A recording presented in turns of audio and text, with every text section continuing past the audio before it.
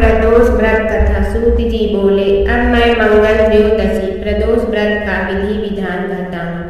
मंगलवार का दिन व्याधियों का नाशक है। इस व्रत में एक समय व्रती को गेहूं और गुड़ का भोजन करना चाहिए। इस व्रत के करने से मनुष्य की सभी पापों व रोगों से मुक्त हो जाता है। इसमें किसी प्रकार का संशय नहीं है। अब मैं आपको उस बुढ़िया की कथा सुनाता हूँ जिसने यह व्रत किया, वह मोक्ष को प्राप्त हुई। अत्यंत प्राचीन काल की घटना है। एक नगर में एक बुढ़िया रहती थी। उसके मंगलिया नाम का एक पुत्र था। वृद्धा को हनुमान जी पर बड़ी श्रद्धा थी। वह प्रत्येक मंगलवार को हनुमान जी का व्रत रखकर यथाविधि उनका भोग लगाती थी। इसके अलावा मंगलवार को एक न तो घर लीपती थी और न ही मिट्टी खोदती थी।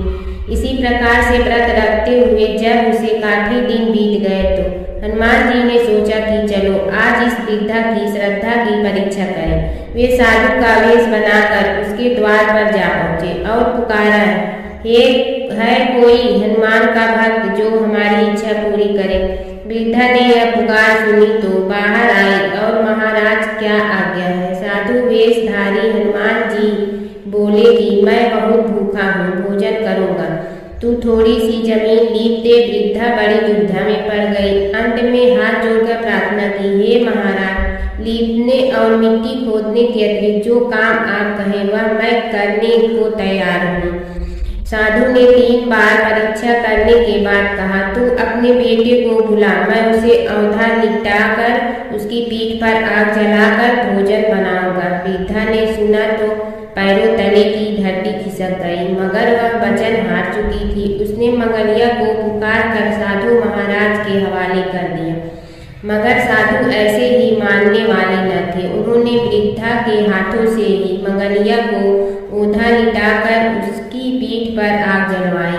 आग जलाकर दुखी मन से वृद्धा अपने घर के अंदर जा घुसी। साधु जब भोजन को बुलाकर कहा कि वह मंगलिया को पुकारे ताकि वह भी आकर भोग लगा ले। वृद्धा में आंसू भरकर कहने लगी कि अब उसका नाम लेकर मेरे हृदय को और दुख न पहुँचाओ। लेकिन साधु महाराज न माने। वृद्धा को भोजन के लिए मंगलिया को पुकारना पड़ा। पुकारने की देर थी कि मंगलिया बाहर से हंसता हुआ घर में दौड़ा आया। मंगलिया को जीता जागता देखकर वृद्धा को दुखद आश्चर्य हुआ। वह साधु महाराज के चरणों में गिर पड़े। साधु महाराज ने उसे अपनी असली रूप में दर्शन दिए। हनुमान जी को अपने आंगन में देखकर वृद्धा को लगा कि जीवन सफल हो जाएगा। श्री मंगल प्रदोष व्रत कथा। पौराणिक कथा के अनुसार एक गांव में एक ब्राह्मणी रहती थी जो पति की मृत्यु के बाद अपना पालन पोषण भिक्षा मांगकर करती थी। एक दिन जब वह भिक्षा मांगकर वापस लौट रही थी तो उसे रास्ते में 2 बालक दिखे जिन्हें वह अपने घर ले आई और उनका पालन पोषण करने लगी। जब वे दोनों बालक बड़े हो गए तो ब्रह्माणी दोनों बालक को लेकर ऋषि सांडिल्य के आश्रम चली गई, जहाँ सांडिल्य ऋषि ने अपने तपोबल से बालकों के बारे में पता कर कहा, हे देवी, ये दोनों बालक विदर्भ राज के राजकुमार हैं। गंधर्व नरेश के आक्रमण से इनके पिता का राजपाट छीन लिया गया है। ब्रह्माणी और राजकुमारों ने विधि विधान से प्रदोष व्रत किया। फिर एक दिन बड़े राजकुमार की मुलाकात अंशुमति से हुई। दोनों एक दूसरे को जानने लगे। तब अंशुमति के पिता ने राजकुमार की सहमति से दोनों की शादी कर दी। फिर दोनों राजकुमार ने गंधर्व पर हमला किया और उनकी जीत हुई। बता दें कि इस युद्ध में अंशुमति के पिता ने राजकुमारों की मदद की थी। दोनों राजकुमारों को अपना सिंहासन वापस मिल गया और गरीब ब्राह्मणी को भी एक खास स्थान दिया गया जिससे उनके सारे दुख खत्म हो गए। राजपाट वापस मिलने के कारण प्रदोष व्रत था जिससे उन्हें संपत्ति मिली और जीवन में खुशहाली आई। पौराणिक कथाओं के अनुसार प्राचीन काल में एक नगर में एक विधवा ब्राह्मणी रहा करती थी। पति की मृत्यु के बाद उसके पास लालन पालन करने का कोई साधन नहीं था, इसलिए वह भिक्षा मांगकर अपना जीवन व्यतीत कर रही थी। रोजाना की तरह एक दिन जब वह भिक्षा मांगकर वापस अपने घर की ओर लौट रही थी तो उसे रास्ते में 2 बालक दिखे जो कि अकेले थे और अपना रास्ता भटक गए थे।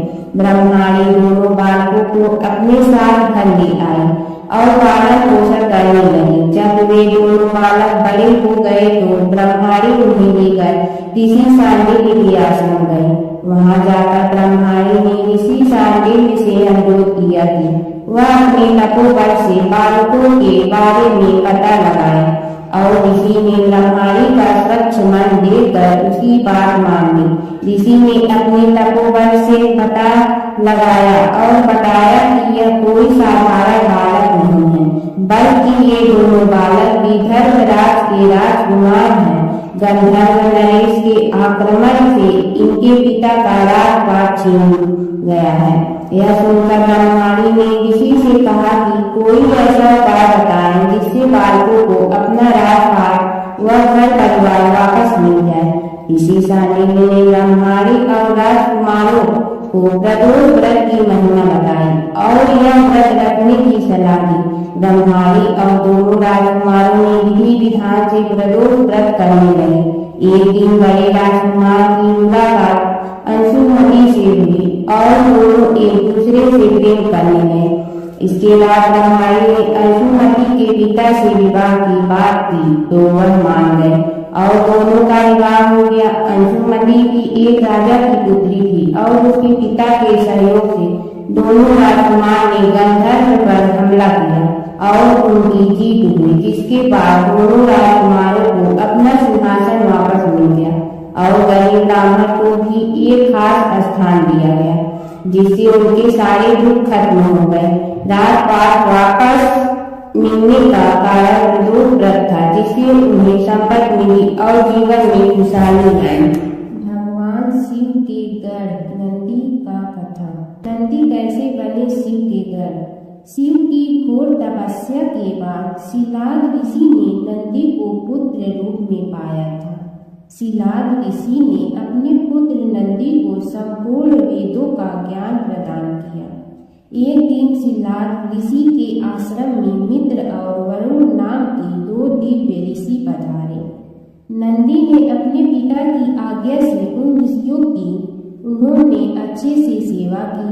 जब ऋषि जाने लगे तो उन्होंने शिलाद ऋषि को तो लंबी उम्र और खुशहाल जीवन का आशीर्वाद दिया, लेकिन नंदी को नहीं। तब शिलाद ऋषि ने उनसे पूछा कि उन्होंने नंदी को आशीर्वाद क्यों नहीं दिया। इस पर ऋषियों ने कहा कि नंदी अल्पायु है। यह सुनकर शिलाद ऋषि चिंतित हो गए। पिता की चिंता को नंदी ने जानकर पूछा, क्या बात है पिताजी।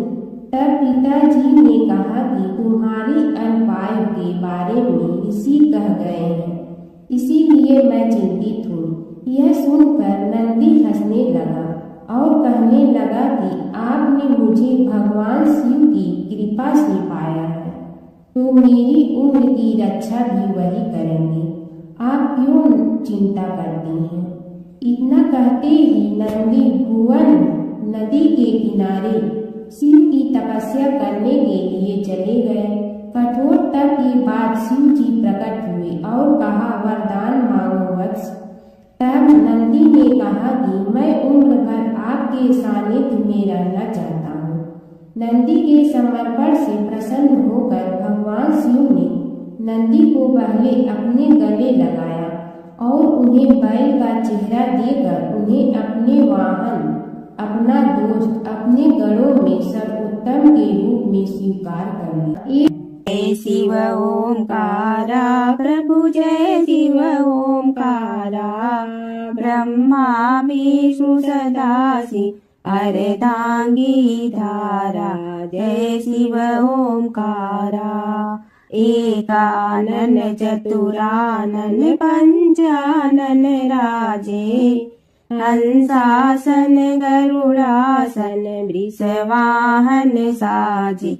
जय शिव ओंकारा दो भुज चार चतुर भुज दस भुज अति सोहे, तीनों रूप निरखते त्रिभुवन जन मोहे। जय शिव ओंकारा अक्षमाला बनमाला मुंडमलाधारी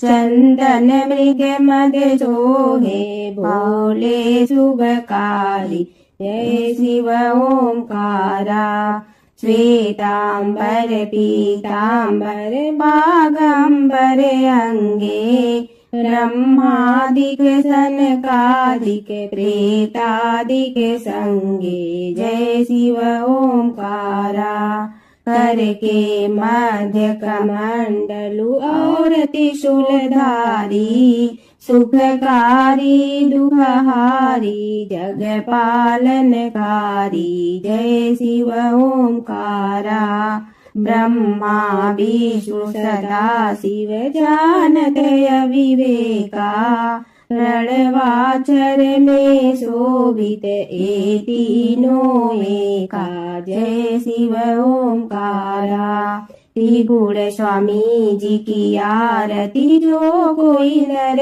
गावे कहत शिवानंद स्वामी मन वांछित फल पावे जय शिव ओंकारा प्रभु जय शिव ओंकारा।